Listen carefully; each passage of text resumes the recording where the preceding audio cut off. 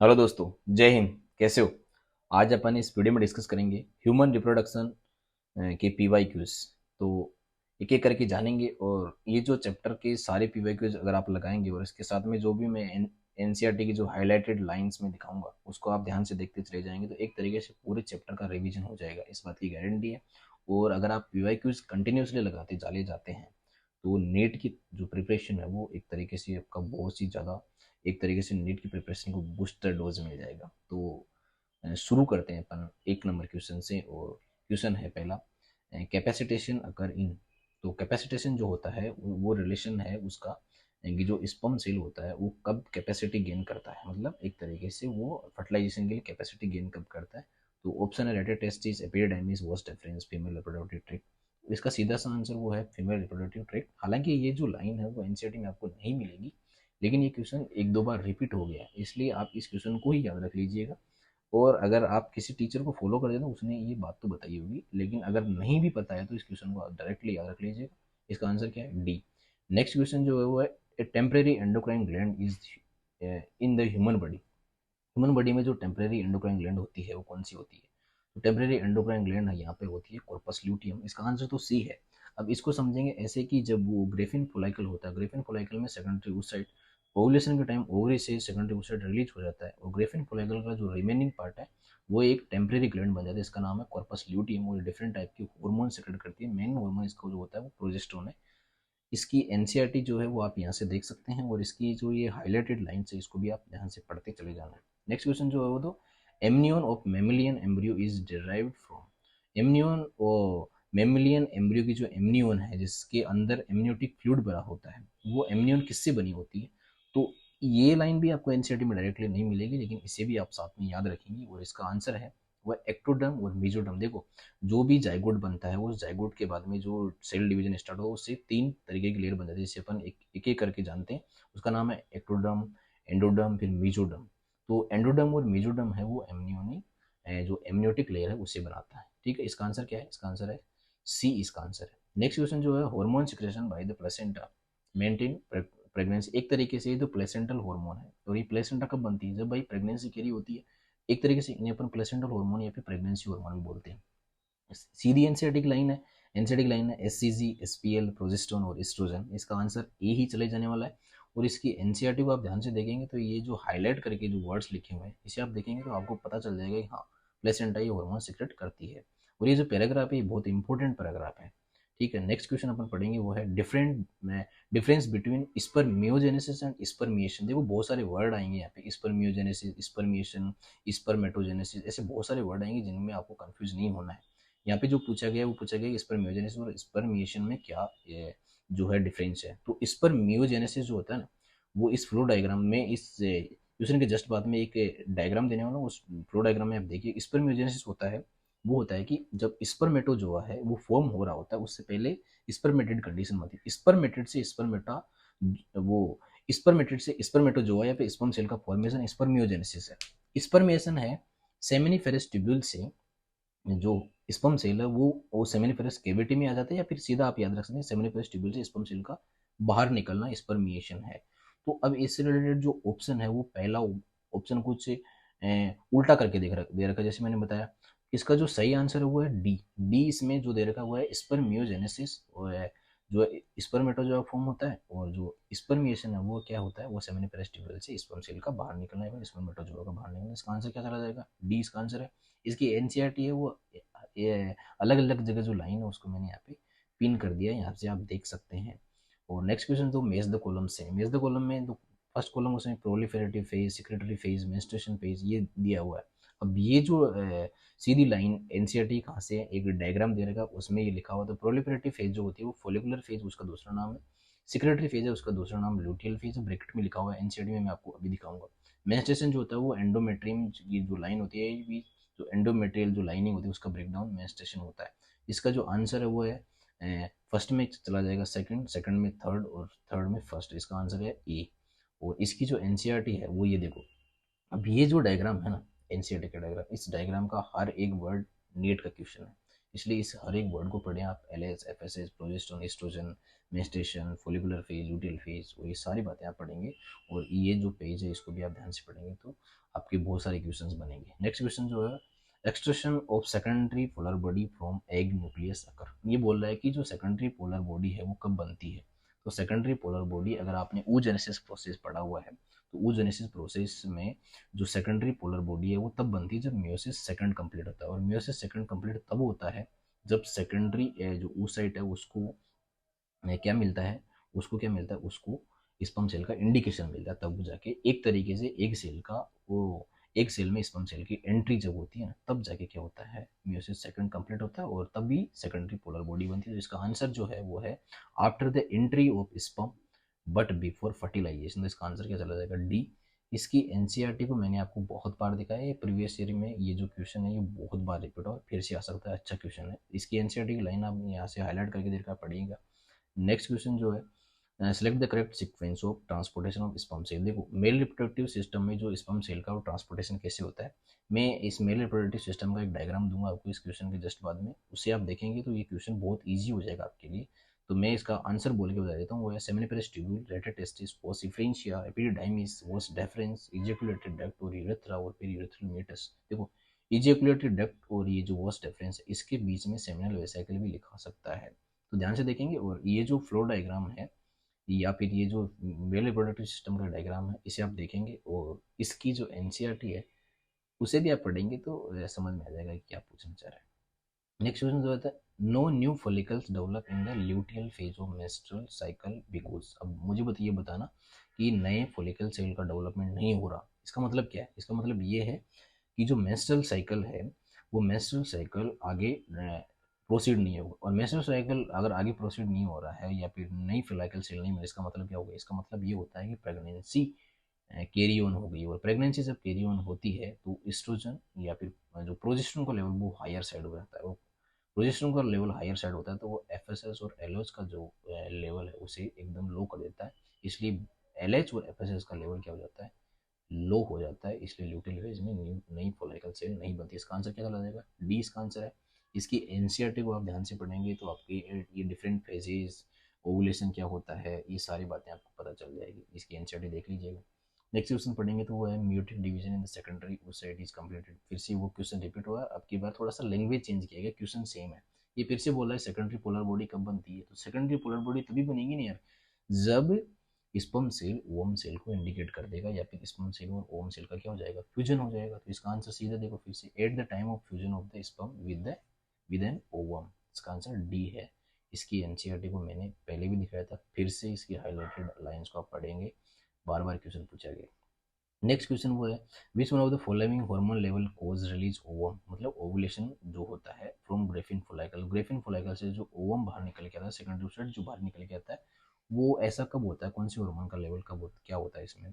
तो इसका आंसर जो है वो तो होता है एलएच सर्च, मतलब एलएच का जो कंसंट्रेशन है वो हायर साइड होगा, लेकिन ऐसा ऑप्शन में ही नहीं है।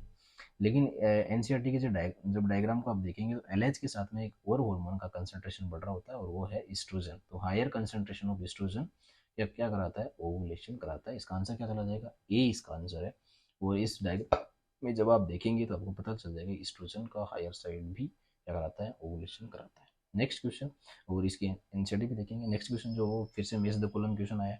मेज द कॉलम क्वेश्चन में क्या है, placenta, zona pellucida, bulbo urethral gland, Leydig cell, इनका जो मेच है वो अपन बताएंगे यहाँ पे। तो प्लेसेंटा जो है वो एससीजी सिक्रेट करता है, एनसीईआरटी की लाइन है। जोना पेलिसुडा वो ओवम की लेयर होती है। बल्बो यूरेथ्रल ग्लैंड जो होती है वो लुब्रिकेशन करती है पेनिस यूरेथ्रा वाले पार्ट में। वो लेडिक सेल जो होती है वो एंड्रोजन सिक्रेशन करती है। वो एक तरीके से सेमिनिफेरस ट्यूब्यूल सेल जो होती है उनके बीच में लेडिक सेल होती है, वो एंड्रोजन सिक्रेट करती है। तो पहले में सेकंड, सेकंड में थर्ड, थर्ड में फोर्थ और फोर्थ में फर्स्ट। इसका आंसर क्या चला जाएगा, इसका आंसर चला जाएगा बी।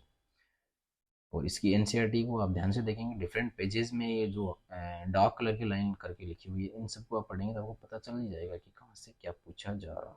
नेक्स्ट क्वेश्चन जो फिर से मेस द कॉलम क्वेश्चन है, अब की बार पूछा गया ovary, placenta, corpus luteum, Leydig cell.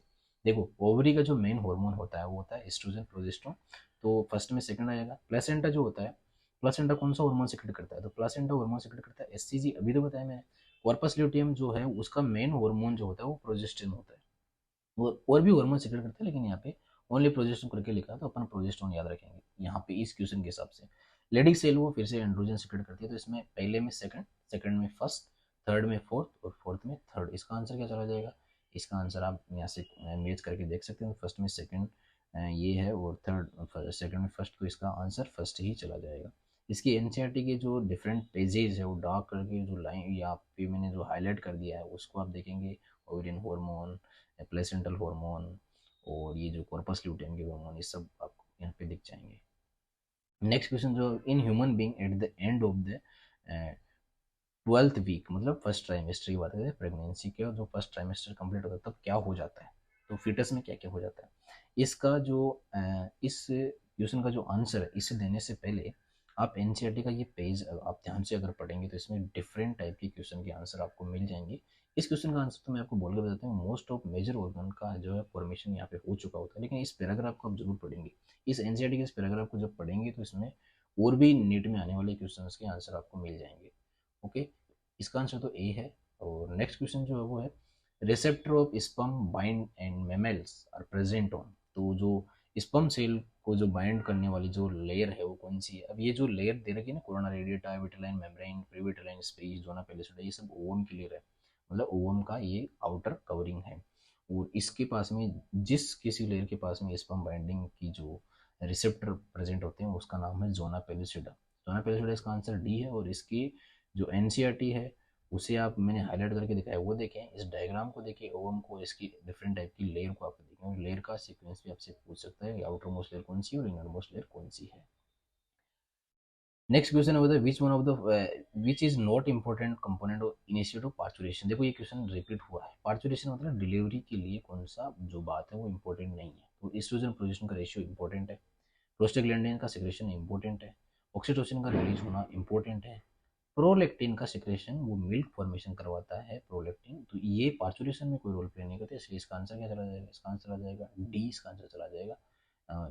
NCERT जो 11th क्लास की एनसीईआरटी है जो एंडोक्राइन सिस्टम है उसकी ये लाइन आप देख सकते हैं कि प्रोलेक्टिन वो है वो क्या कराता है, वो मेमरी ग्लैंड में मिल्क फॉर्मेशन करवाता है। नेक्स्ट क्वेश्चन जो है which one of the following secret hormone relaxing during the lateral phase of the pregnancy. देखो अगर इसका एनसीईआरटी के हिसाब से सही आंसर जाएगा तो वो है ओवरी, लेकिन ओवरी इसके ऑप्शन में नहीं है। अब आप इसका आंसर लगाएंगे रिलैक्सिन जो कॉर्पस ल्यूटेम से सीक्रेट होता है, तो इसका आंसर क्या चला जाएगा? इसका आंसर चला जाएगा बी। और इसकी एनसीईआरटी आप यहाँ से देख सकते हैं कॉर्पस ल्यूटेम क्या सीक्रेट करता है। नेक्स्ट क्वेश्चन दो है at which stage life of oogenesis process initiate. oogenesis process male में नहीं होती, फीमेल में होती है। oogenesis मतलब ओवम का फॉर्मेशन होना, ओवा का फॉर्म होना। ओवम का फॉर्मेशन जो oogenesis प्रोसेस है वो फीमेल का जो एम्ब्रियोनल स्टेज होता है, जो फीमेल एम्ब्रियो जो फीमेल फीटस का डेवलपमेंट चल रहा होता है तभी oogenesis प्रोसेस स्टार्ट हो जाती है, तो एम्ब्रियोनिक डेवलपमेंट स्टेज में ही oogenesis प्रोसेस स्टार्ट हो जाती है। इसकी एनसीईआरटी को अगर आप ध्यान से देखेंगे और इसकी डार्क कलर करके जो वर्ड्स लिख रखे हैं इसे आप पढ़ेंगे और इसके इर्द गिर्द की लाइन पढ़ेंगे तो आपको बहुत सारे क्वेश्चंस के आंसर मिलेंगे। नेक्स्ट क्वेश्चन जो है वो है विच स्टेटमेंट इज करेक्ट, इसके केस में स्पर्मेटोजेनेसिस और oogenesis केस में तो सही है और oogenesis केस में सही नहीं है, तो एक एक पढ़ते हैं। It release in in the formation of haploid gametes, सही बात है कि हैप्लॉइड गैमेट बनेगा तभी तो ये स्पर्मेटोजेनेसिस oogenesis होगा। दोनों differentiation of gamete occur after the completion of meiosis. देखो गैमेट जब बन रहा होता है तो वहाँ पे मियोसिस कंप्लीट होगा तभी गैमेट का फॉर्मेशन होगा, ये बात भी सही है। तीसरी बात क्या है? Meiosis occur continuously in the mitotically divide stem cell और पॉपुलेशन। देखो ये बात जो है कंटिन्यूसली माइटोसिस तो स्पर्मेटोजेनेसिस केस में तो होता है, लेकिन oogenesis केस में ऐसा नहीं होता, इसलिए सी oogenesis केस में गलत बात है। डी है जो वह कंट्रोल करता है, क्या क्या कंट्रोल करता है? ल्यूटिनाइजिंग हार्मोन, एलएस हार्मोन और follicular stimulating hormone secreted anterior pituitary. ये बात बिल्कुल सही है, oogenesis और स्पर्मेटोजेनेसिस दोनों के केस में ही ये लागू होता है, लेकिन ये आंसर सही है। लास्ट में it is initiate at puberty, जो प्यूबर्टियल लेवल पे इनिशिएट होता है, लेकिन जो स्पर्मेटोजेनेसिस के केस में तो मान सकते हैं, लेकिन oogenesis तो कब स्टार्ट हो जाता है? ये तो फिटल के एम्ब्रियोजेनेसिस में स्टार्ट हो जाता है, इसलिए ई भी इसका गलत आंसर। तो इसका गलत आंसर अपन को मिलता है सी और ई इसका गलत आंसर मिलता है, इसलिए यहाँ पे अपना आंसर क्या चला जाएगा? अपना आंसर चला जाएगा ई और सी क्या है? गलत ऑप्शन है यहाँ पे। एनसीईआरटी की लाइन आप यहाँ से ध्यान से देखेंगे, डिफरेंट पेजेस मैंने यहाँ पे दिखाए हैं। तो आपको समझ में आ जाएगा। नेक्स्ट क्वेश्चन जो है स्टेटमेंट वाला है। First statement, the release of sperm into the seminiferous tubule is called spermiation, सही बात है। दूसरी बात, spermiogenesis is the process formation of sperm from spermatogonia cell. देखो, स्पर्मेटोगोनिया सेल से स्पर्म सेल का बनना स्पर्मेटोजेनेसिस होता है। स्पर्मियोजेनेसिस क्या होता है? स्पर्मियोजेनेसिस होता है स्पर्मेटिड से स्पर्मेटोजोआ का बनना या फिर स्पर्म सेल का बनना स्पर्मियोजेनेसिस होता है। तो जो फर्स्ट स्टेटमेंट है वो सही है, सेकंड स्टेटमेंट गलत है। ऐसा कौन सा ऑप्शन मैच कर रहा है यहाँ से? ऐसा ऑप्शन मैच कर रहा है यहाँ से जो डी है, इसका जो फर्स्ट करेक्ट है और सेकंड क्या है, इनकरेक्ट है। नेक्स्ट क्वेश्चन जो है स्टेटमेंट वाला क्वेश्चन है, करेक्ट फीमेल रिप्रोडक्टिव सिस्टम से related. In non primate females जो साइक्लिक चेंजेस होते हैं रिप्रोडक्टिव सेल में उसे अपन ओइस्टर साइकिल बोलते हैं। तो नॉन प्राइमेट में सही बात है, एनसीईआरटी की लाइन ओइस्टर साइकिल बोलते हैं। First menstruation cycle begin puberty and end of menopause and cold menopause. देखो, मेंस्ट्रुएशन स्टार्ट होना मेनोपॉज नहीं होता, मेनार्की होता है, ये गलत बात है। नेक्स्ट है जो lake of menstruation may be indicate the pregnancy, NCERT की लाइन है, ये बात भी सही है। Cyclic menstruation extend between menarche and menopause, ये बात भी सही है। तो इसका सीधा सा गलत जो है स्टेटमेंट, जो सही स्टेटमेंट तो हुआ ए, और फिर इसके बाद में सी और डी, तो ए सी डी इसका सही आंसर है, और ए सी डी इसका सही आंसर आप लगा सकते हैं। और इसकी एनसीईआरटी भी यहाँ पे आप देख सकते हैं आराम से, इसके डिफरेंट पेजेस मैंने यहाँ पे पिन कर रखे हैं, देख लीजिएगा। और नेक्स्ट क्वेश्चन अपन पढ़ेंगे, स्टेटमेंट वाला क्वेश्चन आ रहा है, vas deferens receive duct from seminal vesicle and open into urethra as ejaculated duct, ये बात सही है। और मैंने जो पहले डायग्राम दिखाया था वो डायग्राम मैं फिर से दिखा दूंगा, ये स्टेटमेंट सही। सेकंड स्टेटमेंट क्या है, the cavity of cervix is called cervical canal which along with the vagina and birth canal, ये बात भी सही, दोनों स्टेटमेंट एकदम सही है। तो इसका आंसर क्या चला जाएगा? इसका आंसर चला जाएगा both statement first and second are correct या ट्रू स्टेटमेंट। एनसीईआरटी की लाइन आप डिफरेंट पेजेस देखेंगे तो आपको समझ में आ जाएगा कि हाँ यहीं से ये क्वेश्चन आया है। देखो, नेक्स्ट क्वेश्चन तो है एसेसन रीजन वाला क्वेश्चन। एसेसन पढ़ते हैं, endometrium is necessary for implantation of blastocyst, एकदम सही बात है। एंडोमेट्रियम अगर वेल डेवलप्ड रहेगी तो ब्लास्टोसिस्ट यहाँ पे क्या कर जाएगा, इम्प्लांट कर जाएगा। सेकंड रीजन पढ़ते हैं, in the absence of fertilisation the corpus luteum degenerate that cause disintegrate and endometrium, बिल्कुल सही बात है। ये कॉर्पस ल्यूटियम अगर डिसइंटीग्रेट हो गया तो प्रोजेस्टेरोन का लेवल कम हो जाएगा, और प्रोजेस्टेरोन का लेवल कम हो जाएगा तो क्या हो जाएगा, एंडोमेट्रियम का डिसइंटीग्रेशन हो जाएगा। लेकिन क्या ये इसका करेक्ट एक्सप्लेनेशन है? नहीं, करेक्ट एक्सप्लेनेशन तब होता कि कॉर्पस ल्यूटियम प्रोजेस्टेरोन का सिक्रेशन करता है और उससे एंडोमेट्रियम का जो लेयर है उससे वो क्या करता है, उससे डेवलप करता है, फिर मेंटेन करता है।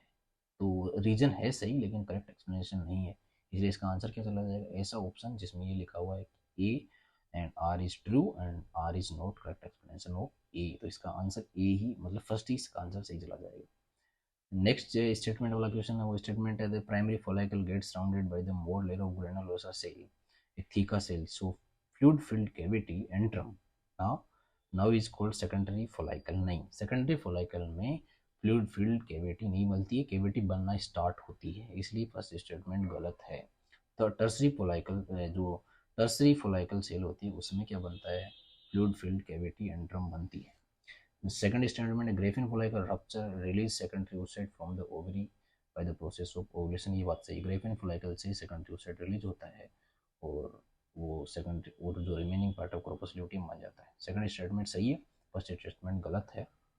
तो first statement is incorrect and second statement is true. इसकी एनसीईआरटी मैंने फिर पहले दिखाई थी, फिर से देखिएगा, हाईलाइट मैंने कर रखा है। और नेक्स्ट क्वेश्चन अपन देखेंगे वो arrangement of sequence of different hormone on their role during gametogenesis. Gametogenesis में डिफरेंट हार्मोन के रोल अपन पढ़ने वाले हैं, एक एक को पढ़ते हैं। देखो, gonadotropin LH stimulate synthesis secretion of androgen, gonadotropin release hormone from hypothalamus, androgen stimulate spermatogenesis, gonadotropin FSH help in the process of spermiogenesis, gonadotropin from anterior pituitary gland. अब करेक्ट सीक्वेंस इसका अपन को चूज करना है, तो मेरी बात ध्यान से सुनेंगे। सबसे पहले हाइपोथैलेमस जो होता है वो पिट्यूटरी ग्लैंड के भी ऊपर होता है और गोनाडोट्रोपिन रिलीजिंग हार्मोन सिक्रेट करवाता है, इसलिए बी सबसे पहले आएगा। फिर जब ये गोनाडोट्रोपिन रिलीजिंग हार्मोन सिक्रेट कराएगा तो गोनाडोट्रोपिन रिलीजिंग हार्मोन किस पे काम करेगा, एंटीरियर पार्ट ऑफ पिट्यूटरी, तो इसके बाद में क्या आ जाएगा ई।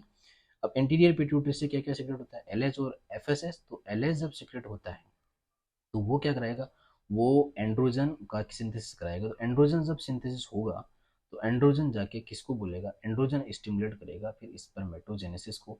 वो स्पर्मेटोजेनेसिस जब चल रहा होता है तो क्या बनना चालू हो जाता है, स्पर्म सेल बनना चालू हो जाता है। उसके बाद में स्पर्म मियोजेनेसिस होता है, मतलब लास्ट में स्पर्मेटिड बन के जब स्पर्मेटोजोआ बनता है तो उस केस में एफएसएस हार्मोन का लेवल चाहिए होता है, तो गोनाडोट्रोपिन एफएसएस। तो इसमें अपन जो सीक्वेंस जनरेट यहाँ से जनरेट करेंगे वो सीक्वेंस सही है। पहले बी आएगा, फिर ई आएगा, फिर ए आएगा, फिर सी आएगा और फिर लास्ट में क्या जाएगा, डी इसका आंसर आ जाएगा। तो इसका आंसर सही से अपन बताना चाहिए तो उसका आंसर फर्स्ट ही आ जाएगा। इसकी एनसीईआरटी को आप यहाँ से देखेंगे तो आपको समझ में आ जाएगा कि कौन सी बात कहाँ पे लिखी गई है। ओके, ध्यान से इस एनसीईआरटी को रिवाइज करते रहिएगा और प्रीवियस ईयर के सारे चैप्टर्स के क्वेश्चन लगाते रहिएगा और अपने बायोलॉजी के रिवीजन को बार बार करते रहिएगा, रटने की कोशिश मत करिएगा। रिवीजन वो बार बार करना है, रिसोर्सेज मिनिमाइज कर दो, रिवीजन मैक्सिमाइज कर दो। Okay, thank you.